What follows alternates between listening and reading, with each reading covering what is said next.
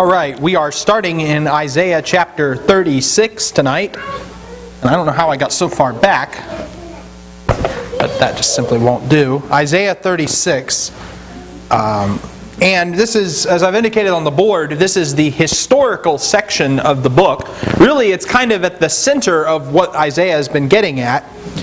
Everything before this passage in Isaiah 1 through 35 deals primarily with the Assyrian crisis that was going on, and particularly the Assyrian invasion of Judah in 701 BC.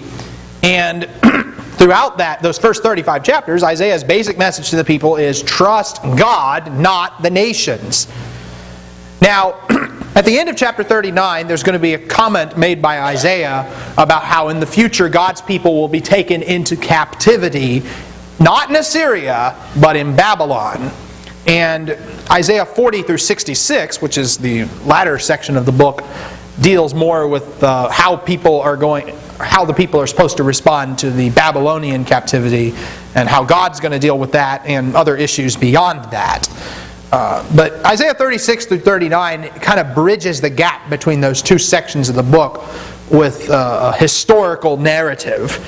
And what you're going to find if you read this, most of the material in these chapters is duplicated in 2 Kings 18 verse 13 through 19 verse 7.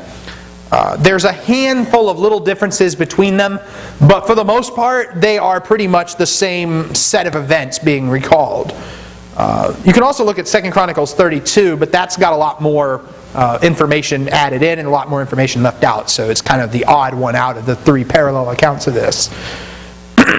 This historical section breaks into two parts.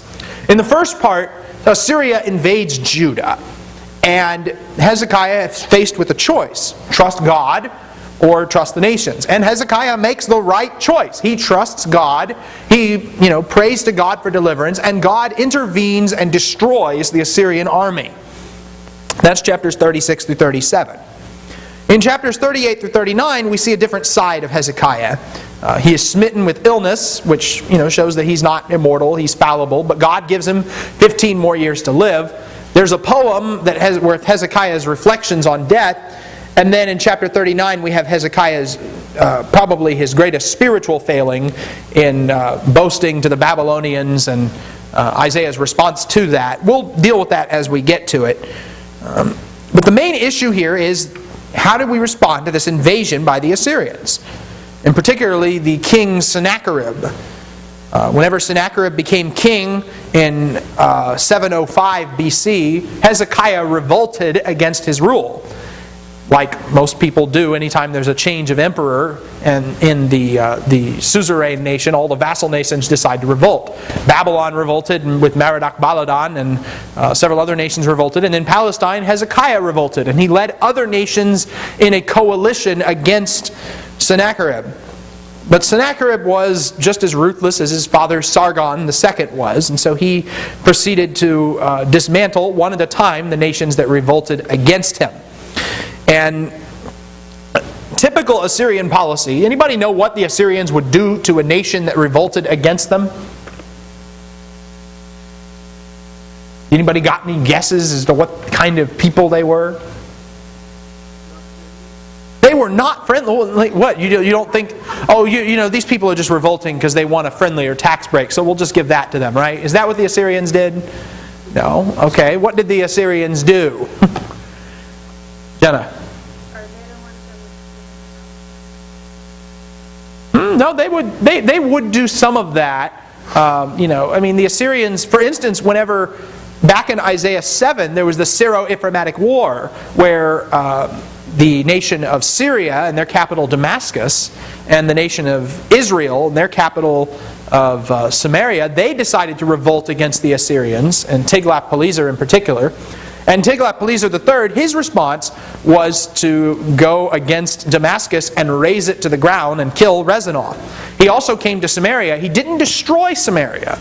He removed Pekah from power and put his own king, Hoshea, on the throne. Hoshea was an Israelite, but he was also a puppet of the Assyrians. And Pekah died shortly thereafter, probably not of natural causes, because the Bible says that he was killed by Hoshea.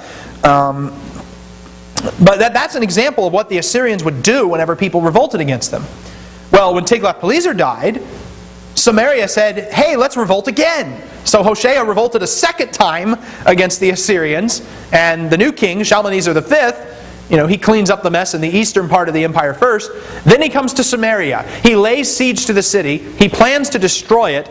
And there's a little bit of controversy as to what exactly happened next, because Shalmaneser died the same year that Samaria fell, in 722 BC.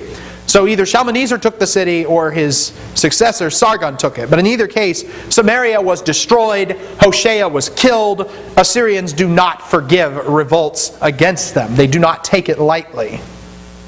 Now Hezekiah revolts. What do you think the Assyrians are planning to do to him?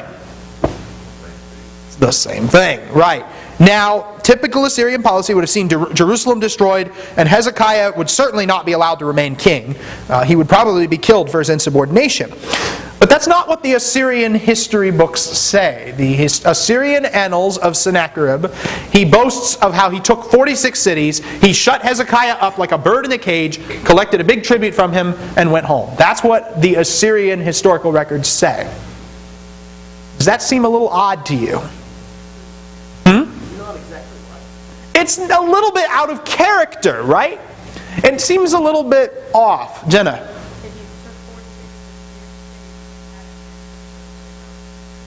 Why would you just go home? Now, the Bible affirms that, yes, Hezekiah did pay a tribute to Sennacherib, but the Bible adds an extra piece of information that Sennacherib left out. Sennacherib didn't go home because he had, shut Hezekiah up and he was satisfied with that. He went home because he couldn't destroy the city. Now, this is one of those things where skeptics of the Bible will come in and say, oh, well, the Assyrian records don't say anything about his army getting destroyed by an angel. Well, why would Sennacherib leave that information out?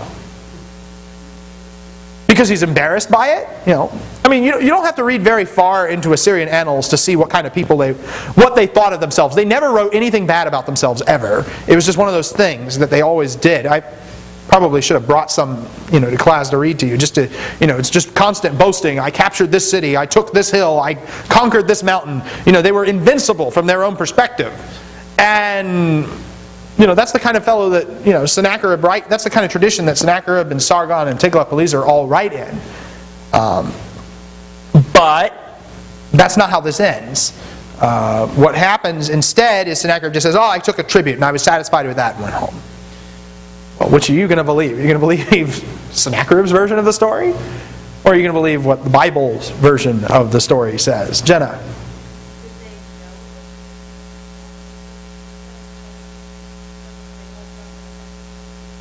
Well, that's a good point. They may not have known that an angel struck the camp or not. It just says that an angel struck the camp of the Assyrians. But they did, the one thing they did know is that there's 185,000 of our guys that were here yesterday, and they're not here today. They're not. It's embarrassing, angel or no angel. Yeah, I know. It's like, what happened to our army, guys? We've been completely incapacitated. And found them dead. Exactly. I love the expression, when the men rose early in the morning, behold, all of these were dead. It reads awkward translation-wise. You got up in the morning and we were dead. What? There's a problem going on here. And so we were presented with two versions of events from history, but the Bible, I think, clearly presents the more believable set of events, actually, in this case. Hezekiah never did. Yeah. But his son Yeah. Yeah. Now, we'll get to this in a minute, but Hezekiah did not live to see the death of Sennacherib. Sennacherib actually dies after Hezekiah does, which says something that you don't need to be around for God to fulfill His promises to you. We'll get to that in a little bit when we get to the end of chapter 37, but that's something to think about. All right, chapter 36. Let's read the first 20 verses, the speech of Rabshakeh. Now in the 14th year of King Hezekiah, Sennacherib king of Assyria came up against all the fortified cities of Judah and seized them. And the king of Assyria sent Rabshakeh from Lachish to Jerusalem to King Hezekiah with a large army. And he stood by the conduit of the upper pool on the highway of the fuller's field. Then Eliakim the son of Hilkiah, who was over the household, and Shebna the scribe, and Joah the son of Asaph the recorder, came out to him. Then Rabshakeh said to them, "Say now to Hezekiah, thus says the great king, the king of Assyria, what is this confidence that you have? I say, your counsel and strength for the war are only empty words. Now on whom do you rely that you have rebelled against me? Behold, you rely on the staff of this crushed reed, even on Egypt, on which if a man leans it will go into his hand and pierce it. So is Pharaoh, king of Egypt, to all who rely on him. But if you say to me, we trust in the Lord our God, is not he whose high places and whose altars Hezekiah has taken away and has said to Judah and to Jerusalem, you shall worship before this altar? Now therefore come, make a bargain with my master, the king of Assyria, and I will give you 2,000 horses, if you are able on your part to set riders on them. How then can you repulse one official of the least of my master's servants and rely on Egypt for chariots and for horsemen? Have I now come up without the Lord's approval against this land to destroy it? The Lord said to me, go up against this land and destroy it." And then Eliakim and Shebna and Joah said to Rabshakeh, "Speak now to your servants in Aramaic, for we understand it. Do not speak with us in Judean in the hearing of the people who are on the wall." But Rabshakeh said, "Has my master sent me only to your master and to you to speak these words, and not to the men who sit on the wall, doomed to eat their own dung and drink their own urine with you?" Then Rabshakeh stood and cried with a loud voice in Judean and said, "Hear the words of the great king, the king of Assyria. Thus says the king, do not let Hezekiah deceive you, for he will not be able to deliver you. Nor let Hezekiah make you trust in the Lord, saying, the Lord will surely deliver us. This city will not be given into the hand of the king of Assyria. Do not listen to Hezekiah. For thus says the king of Assyria, make your peace with me, and come out to me, and each of his vine, and each of his fig tree, and drink each of the waters of his own cistern, until I come and take you away to a land like your own land, a land of grain and new wine, a land of bread and vineyards. Beware that Hezekiah does not mislead you, saying, the Lord will deliver us. Has any one of the gods of the nations delivered his land from the hand of the king of Assyria? Where are the gods of Hamath and Arpad? Where are the gods of Sepharvaim? And where have they delivered Samaria from my hand? Who among all the gods of these lands have delivered their land from my hand, that the Lord would deliver Jerusalem from my hand?" They were silent and answered him not a word, for the king's commandment was, do not answer him. All right, there's a lot in there. This speech that's given. Just to start off, verse 1, Sennacherib has come in and he seized cities. The Bible doesn't tell us the number. History tells us that there were 46 cities total that were taken. The Assyrian flood has reached to the neck, as Isaiah described earlier in chapter 8. Rabshakeh, it's unclear whether Rabshakeh is his name or whether it's his title. Rabshakeh can also mean chief cupbearer, which would make him kind of the king's head honcho that he sends to go and make his negotiations. They mention a location here, the conduit of the upper pool on the highway of the Fuller's field, in verse 2. What's significant about that?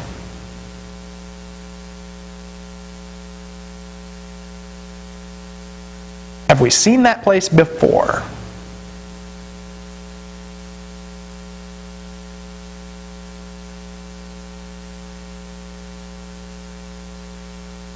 Oh, did we forget all the way? It wasn't Isaiah. 30 miles southwest.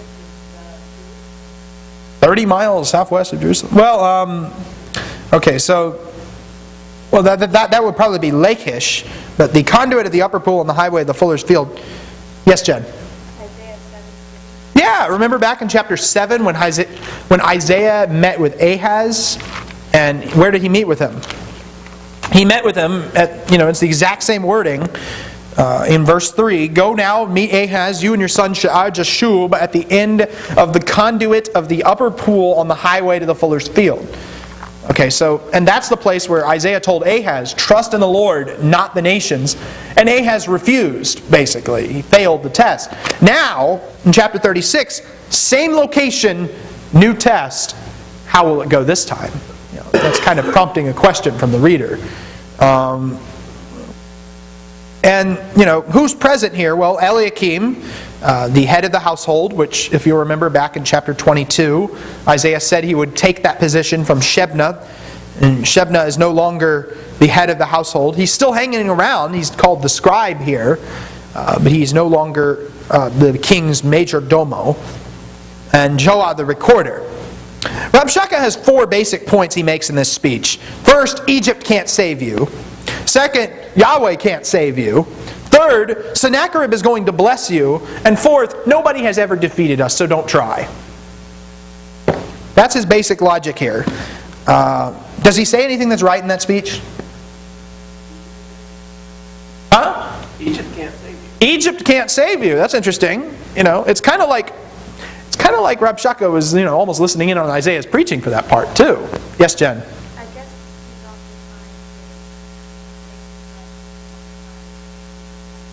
Oh, yeah, he's definitely, putting Hezekiah down. He doesn't refer to him as King Hezekiah, for one thing. He calls Sennacherib the great king, but Hezekiah is just Hezekiah in this speech, in verse 4.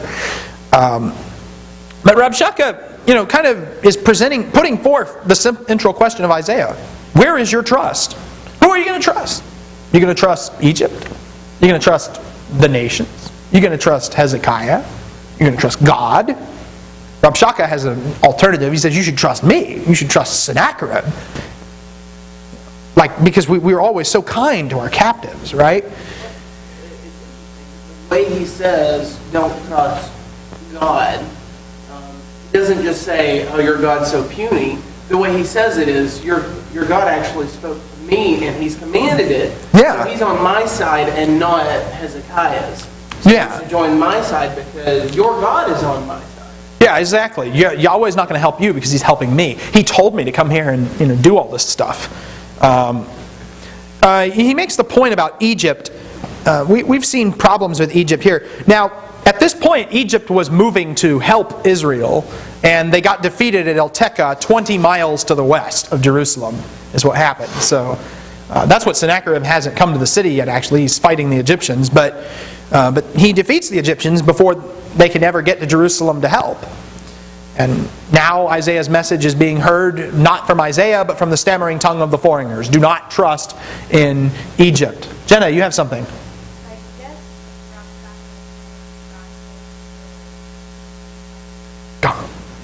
God told me this. He's making a claim that he's speaking in the name of Yahweh. He's making a false claim. He's spoken falsely in the name of Yahweh. Well, in verse 7, what's wrong with his logic in verse 7?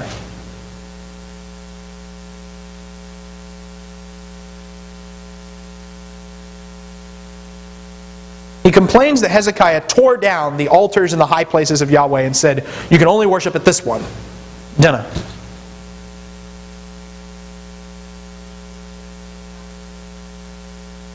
Yeah, there is that definite assumption. Did God approve of the high places?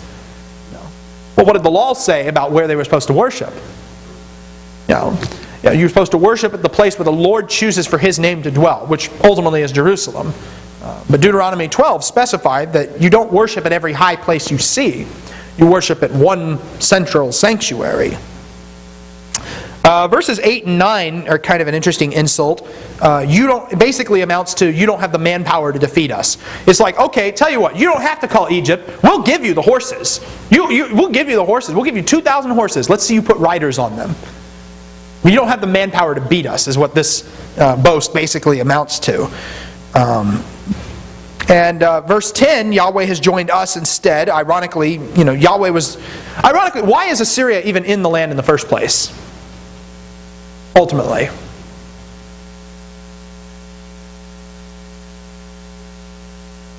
Why is Assyria in the land?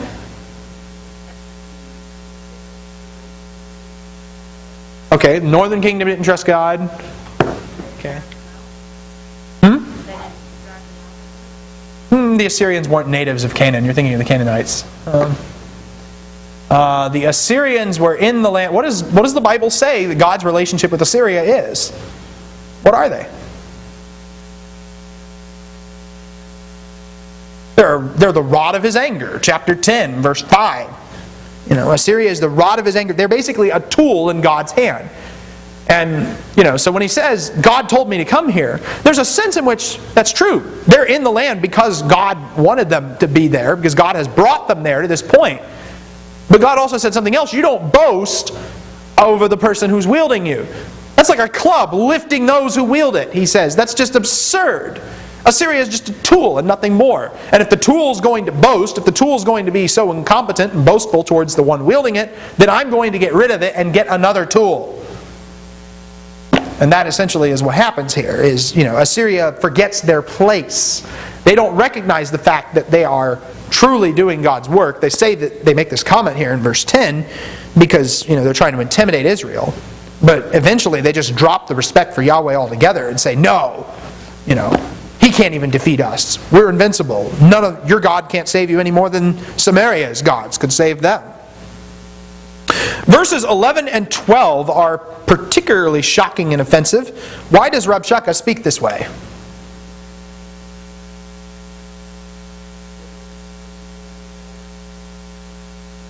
And understand the messengers can't go with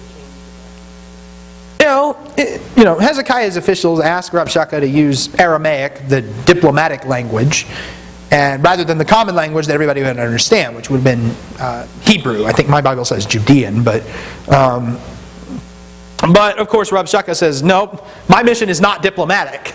I'm not here to, talk sweet words to you. And he says some rather nasty words to them as well.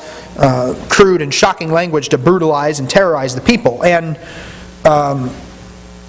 our Bible translations are probably desensitizing his language a little bit. But sanitizing his language a little bit. Jenna? Yeah, it's for everybody. We're going to shock and scare everybody. And this was the Assyrian scare tactic. This is what they did to people. And now in verses 13 through 15, he's no longer tries the niceties of God told me to come here. He tries something else altogether. He doesn't claim Yahweh's approval. He says that Assyria is too powerful even for Yahweh. No, the Lord. Don't trust in Hezekiah's statement that, the Lord will save us. No, don't listen to that. He says, come make your peace with me. And then the Assyrians promise the people something. What does he promise them?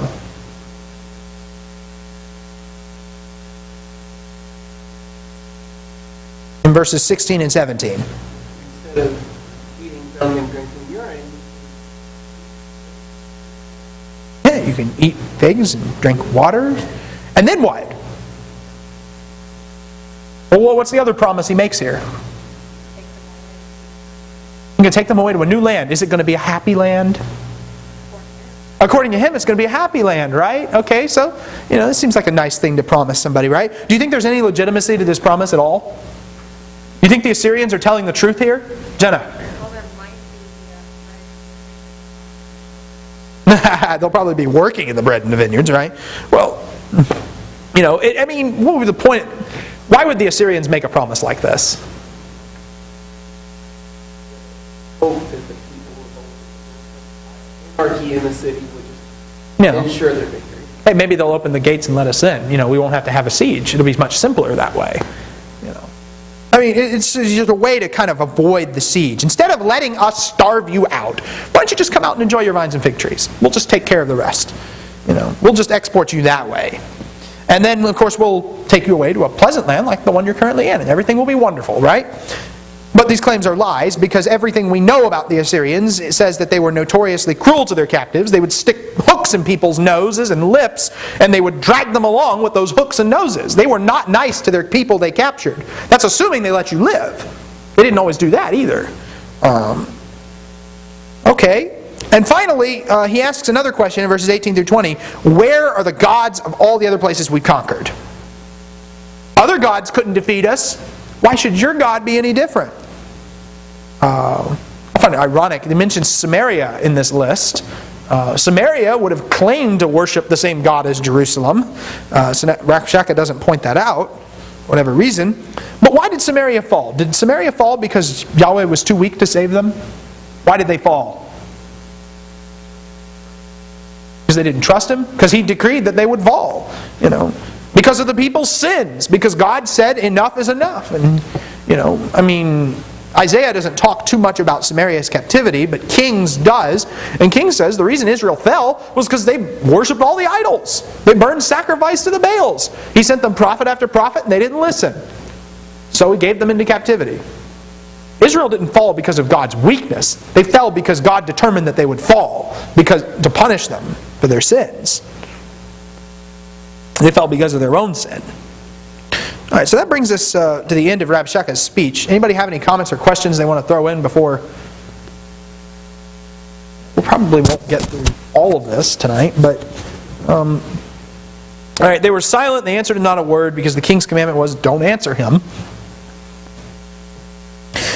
Then Eliakim the son of Hilkiah, who was over the household, and Shebna the scribe, and Joah the son of Asaph the recorder, came to Hezekiah with their clothes torn, and told him the words of Rabshakeh. And when King Hezekiah heard it, he tore his clothes, covered himself with sackcloth, and entered the house of the Lord. He sent Eliakim, who was over the household, with Shebna the scribe, and the elders of the priests, covered with sackcloth, to Isaiah the prophet, the son of Amoz. They said to him, thus says Hezekiah, this day is a day of distress, rebuke, and rejection. For children have come to birth, and there is no strength to deliver. Perhaps the Lord your God will hear the words of Rabshakeh, whom his master the king of Assyria has sent to reproach the living God, and will rebuke the words which the Lord your God has heard. Therefore offer a prayer for the remnant that is left. So the servants of King Hezekiah came to Isaiah. Isaiah said to them, thus you shall say to your master, thus says the Lord, do not be afraid because of the words that you have heard, with which the servants of the king of Assyria have blasphemed me. Behold, I will put a spirit in him, so that he will hear a rumor and return to his own land, and I will make him fall by the sword in his own land. All right, so how does Hezekiah and his servants, how do they respond to this big nasty speech that Rabshakeh gives? Silence, okay. All right. What else? Then what do they do? Go to Hezekiah. Then what?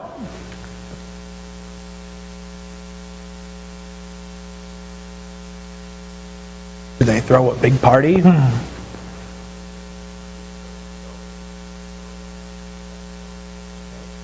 Sackcloth. They tear their clothes. These are all signs of mourning. They went into the house of the Lord. That's extremely important. You'll notice that Hezekiah goes into the house of the Lord twice in this story, and eventually he's delivered. Sennacherib goes into the house of his God at the end of the story, and he gets killed instead. So that's one interesting little parallel. Jenna? They send a message to Isaiah. Why? Hear what God has to say, but the real concern appears to be, we're praying. We want Isaiah to pray on our behalf. It's kind of like how Abraham in Genesis 20, he prays on behalf of Abimelech because he is a prophet in Genesis 20 and verse 7. You have kind of the same thing going on with Isaiah. And there's this interesting metaphor of childbirth. Jerusalem can't deliver herself. It's interesting. I hadn't looked into this, if the idiom for delivering a baby is the same as delivering, the city from the hand of God. But it appears to be that that's the wordplay they're making in the Hebrew here anyway. Jerusalem is like, they're in labor, they're in distress, and there's none to deliver. Jenna? Yeah. Well, there you go. I mean, I'll have to look at that. It's just something that's kind of interesting here to look. The greatest concern, though, is what? Why is Hezekiah so concerned about all of this? In verse 4. Jenna? Does he? Oh, yes, that's the basic gist here. It's not so much about, we want our nation to survive, as it is about, they're blaspheming God. They've just reproached the living God. That can't be allowed to stand. Our real concern isn't national survival. Our real concern is, what about God being glorified ultimately? To make a modern application, Seth has a bumper sticker. Instead of God bless America, it's bless God America, because that's what really needs to happen, isn't it? Get the things in the correct order. People need to bless God. But, you look at this idea, God's glory is the thing that matters here. And in response, Isaiah says, do not fear, same thing he told Ahaz back in chapter 7. And while Hezekiah is concerned about God hearing the blasphemy, God is concerned about Hezekiah fearing the words that he has heard, in verse 6. In verse 7, God will put a spirit in Sennacherib. Now, Isaiah's talked a little bit about God giving His Spirit to people before, but is this the good kind of spirit that God's going to give Sennacherib? No. This is something else. He's going to put a spirit in him to make him run in terror, basically. And he will flee to his own land, and he will perish by the sword in his own land. So there's a prediction right there that's made. Any comments or questions up through verse 7? All right, well, the Assyrians aren't done. They've got more taunting to do. In verse 8 through 13, we have a letter from Sennacherib. Rabshakeh answered and found the king of Assyria fighting. Rabshakeh returned and found the king of Assyria fighting against Libnah, for he had heard that the king had left Lachish. When he heard them say concerning Tirhakah, king of Cush, he has come out to fight against you. And when he had heard it, he sent messengers to Hezekiah, saying, Thus you shall say to Hezekiah, king of Judah, Do not let your God, in whom you trust, deceive you, saying, Jerusalem will not be given into the hand of the king of Assyria. Behold, you have heard what the kings of Assyria have done to all the lands, destroying them completely. So will you be spared? Did the gods of those nations which my fathers have destroyed deliver them? Even Gozan and Haran and Rezeph, and the sons of Eden who were in Telassar? Where is the king of Hamath and the king of Arpad, the king of the city of Sepharvaim, and of Hena and Eva? Alright, so not a nice letter. Rabshakeh finds Sennacherib at Libnah. They've gotten wind of the approaching Assyrian army. Tirhakah is the king of Cush. But he was also the king of Egypt and Ethiopia at the same time, from 690 to 664. And his title as king here might be proleptic. He's probably a general at this point in the story, but he becomes king later. Sennacherib writes a nasty letter to Hezekiah to taunt him further. And what's the basic thrust of his letter? Don't trust the Lord. Why not? Yeah. All the other gods couldn't save them. Why would the Lord save you? You know, it's, of course, what's wrong with his basic point. The nation's gods weren't real gods. They were idols. Yahweh is the true God, and Sennacherib has picked a fight. Well, he happens to have picked a fight with the one God who can actually destroy him. So Sennacherib, he argues from historical precedent. And in his mind, this argument's irrefutable. Look at all these other nations. We are completely undefeated. 100% of the gods that we have gone up with in the past have lost to us. So that's our little statistical argument. So did their God save them? No. So you should probably not even bother fighting against us, right? But Sennacherib's argument from history foolishly fails to take the Lord of history into account. He is like the fool who says in his heart, there is no God. Well, Hezekiah responds to this letter in verse 14. Hezekiah took the letter from the hand of the messengers and read it. He went up to the house of the Lord, spread it out before the Lord. Hezekiah prayed to the Lord, saying, O Lord of hosts, the God of Israel, who was enthroned above the cherubim, you are the God, you alone, of all the kingdoms of the earth. You have made heaven and earth. Incline your ear, O Lord, and hear. Open your eyes, O Lord, and see, and listen to all the words of Sennacherib, who sent them to reproach the living God. Assyria has devastated all the countries in their lands, and they have cast their gods into the fire, for they were not gods, but the work of men's hands, wood and stone. So they have destroyed them. Now, O Lord our God, deliver us from his hand, and all the kingdoms of the earth may know that you alone, Lord, are God. What's the basis of this prayer? Well, what is he basic? What kind of things does he say here? What does he spend most of his time in this prayer doing? Praying to God, okay. Yeah. Oh, praising God, yes. It's funny, he doesn't spend so much time on the request as he does describing God's character and what kind of God this is. Interesting. Huh? And, you can see that in many of the prayers. In the model prayer that Jesus gives out of the, I forget how many verses it is, but it's the majority of verses are actually prayed in the model prayer. Yeah, so it's interesting. God, we love you, and I want this, and I want this, and I want this, and I want this, and I want this. Amen. Is that the kind of prayer life that we're supposed to have? Well, you look at the biblical example, it seems like, the prayers are lopsided more the other way. In praising God, giving Him the adoration He deserves. I'm not saying it's wrong to make requests, but I am saying that, what prayer ultimately becomes about is a contemplation in some ways on the reflection of God's character. Did you have something, Keith?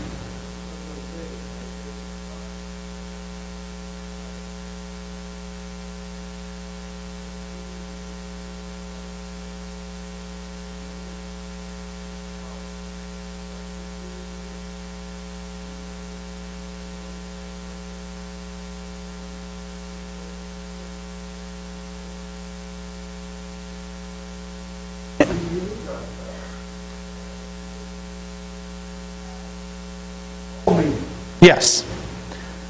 Right. And ultimately, the requests that we make to God need to be made in the broader context of, He is capable of doing this. He is able, far more than able, to do anything that we can ask and do anything above what we can ask or even think.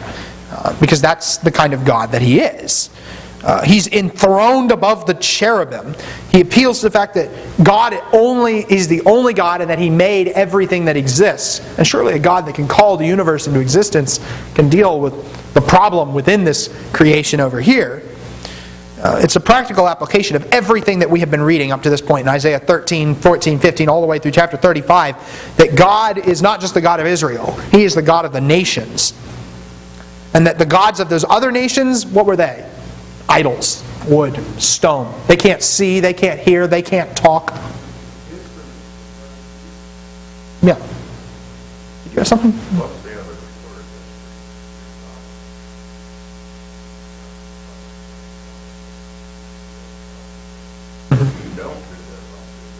All right, blessings and curses of the covenant. Yeah, that's a good thing to point out in Deuteronomy 28.